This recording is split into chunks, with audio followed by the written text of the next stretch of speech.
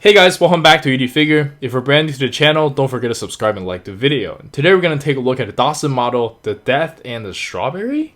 Is that how we really pronounce? Oh, I see what they did there. Because Ichigo is actually strawberry in Japanese. Oh, well, I guess that's pretty cool. But anyways, I've always been a big fan for Bleach, but we just never got anything official for it. But this is not quite 1/12 scale. That's why I have been on the fans for it. Dawson model has been in the industry forever. I think back then I collected their slam dunk figures and the Kenshin figure, but I don't know, they just don't do it for me, just simply because it is a little bit too tall. And even though the articulation is amazing, but I don't know, just feels a little bit odd when I'm fiddling around with it. Hopefully this will change my mind.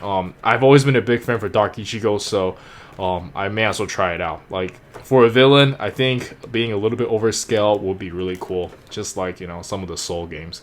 But anyways, here's the left of the box, here's the right of the box, and here's the back of the box. And they're coming out with Aizen, so yeah, if they continue with the line, scale might not be a problem, because eventually they'll come out with like a lot of characters.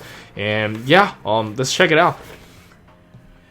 And here's the figure still in the inner packaging, looking pretty good.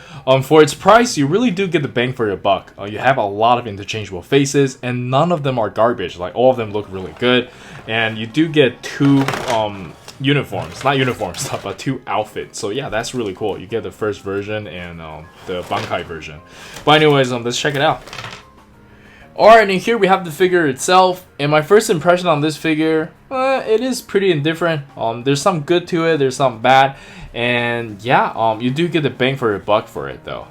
The figure feels sturdy. The figure, I will say, is pretty durable, but you can actually tell that some of the parts can get loose pretty quickly. For instance, right out of the box, my head over here for this ball joint is really loose, and the hair over here as well, but nothing you can't really fix with like super glue or like clear nail polish. So for the most part, the durability and the build quality, I'd give it a pass. Consider how little you're paying for this guy if you're in Asia. I'm not sure about America, but here you're looking at around like $40 or something. $40 is not really that bad, and it's like cloth goods and all that. And I don't know, I feel like they could have easily made this figure a lot smaller. I don't know why they went for this like bigger design.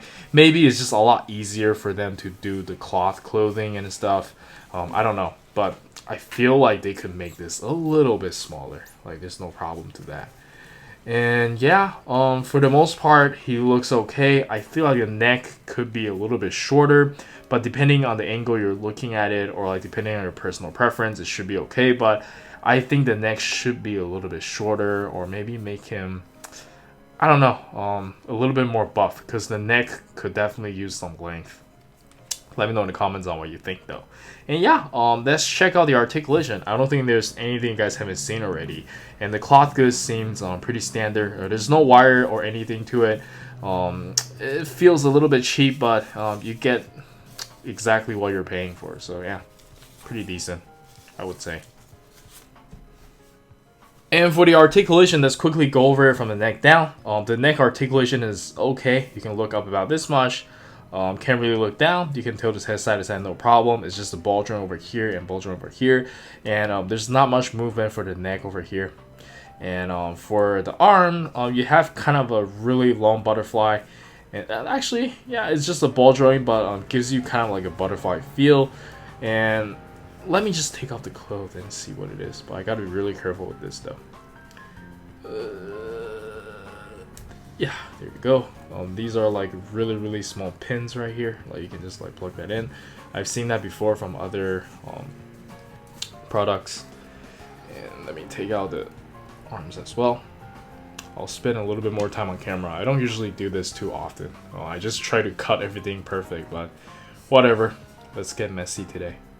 Take this off, and then we'll slowly undress him. Hopefully my video doesn't get flagged. So this is like kind of a really thin pleather material. It's really cool that we get two layers, and the quality seems okay from what I've seen. Wait, I don't want this to get stuck to the bicep. It's a little bit stuck. Okay, there you go. So the articulation looks like that. And I think it kind of makes sense, right? Like, there's no way for them to give him a really strong body while keeping the articulation good. Because cloth goods, like, I think that's the issue people have to solve, which I don't think it's solvable because simply it's just so small. Like, if you make the body really strong, it's impossible for you to move as well. And yeah, the articulation is pretty good. And again, I feel like they could make this body a little bit smaller very, very easily.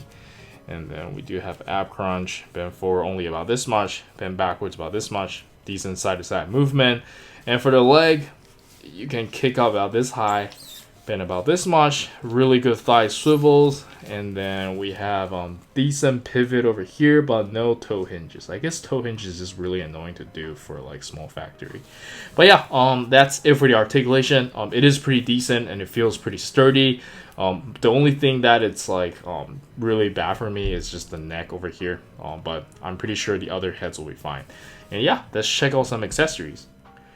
Alright, and for the accessories, first off, we can start with his alternative outfit or his original outfit, and I think it looks really good. It is a little bit of a hassle to change, but it made me realize how much detail they put into making these cloth goods. It is quite durable, even though it's a little bit annoying to tuck the short in, but I managed to do it no problem, and I don't think I will like tear anything anytime soon. This is actually like quite good. And yeah, let's continue. And for the interchangeable head, we can start with the one he came with, and I think it looks pretty good. But mine's really loose, so I won't be using this one. And next up, we get an expression that is slightly more serious.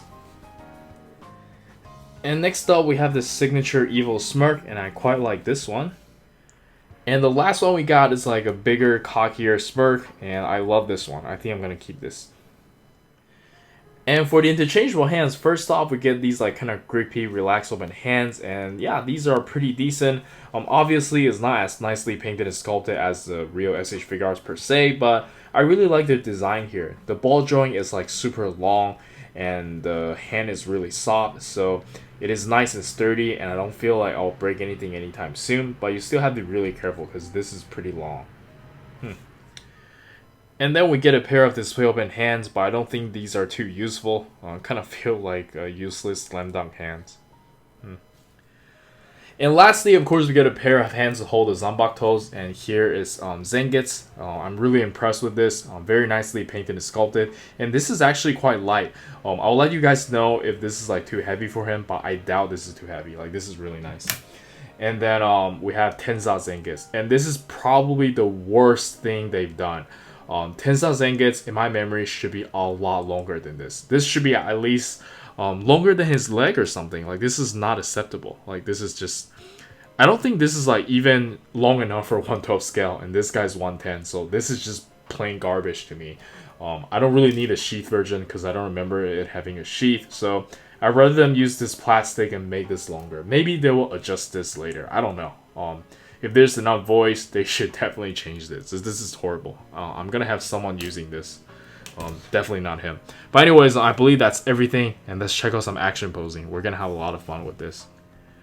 And before we get into the action posing, I want to address that he can actually hold the zanbakuto quite well, but I wouldn't be doing this too much because the hand is actually made of a stretchy, soft material. So over time, it will still get loose just because like the material. But yeah, the joints are actually quite strong. But anyways, let's check out some action posing.